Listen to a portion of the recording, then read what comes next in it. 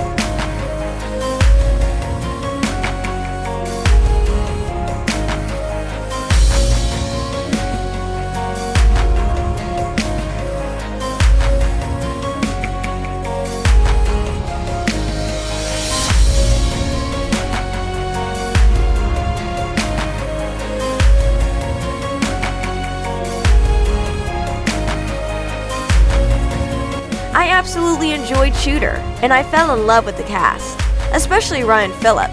He was the perfect lead cast, not forgetting Omar Epps. Every cast did their job amazingly good. In 2018, Shooter got canceled. Of course, the ending brought tears to my eyes, but overall, it was a very thrilling show. Since 2016, which actor do you think changed the most? Let us know in the comment section below. Don't forget to like this video. Subscribe if you're new, and I'll see you in the next one. Bye!